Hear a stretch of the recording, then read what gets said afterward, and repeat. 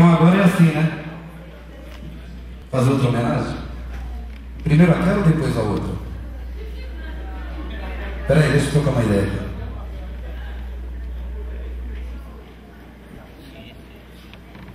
Então agora é o momento do ápice desse bloco. Queria chamar meu pai para vir aqui no palco. Sou meu pai. Ele tem uma história bonita. A história dele é o seguinte. Quando ele era rapaz assim novinho, ele viajava muito para o interior. E lá ele conheceu o Tonico de novo. Cantaram junto.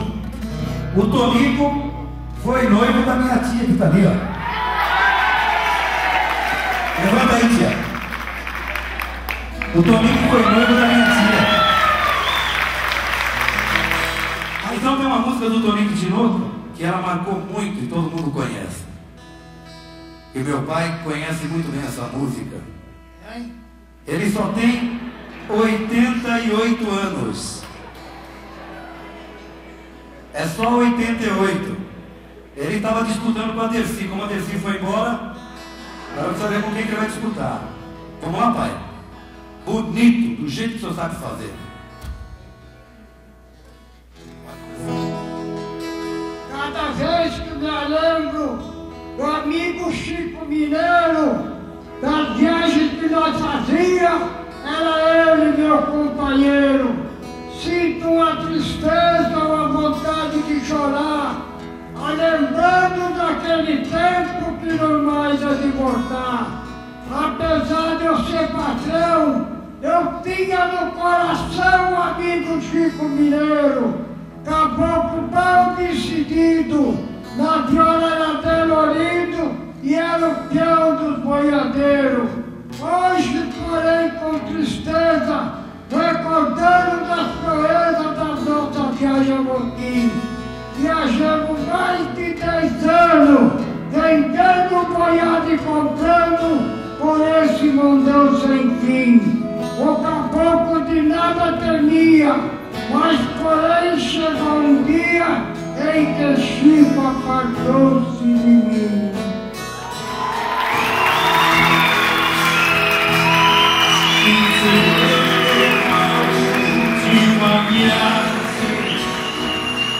Foi lá pro sertão de Goiás. Fui eu e o Chico me dei. Também foi o capataz.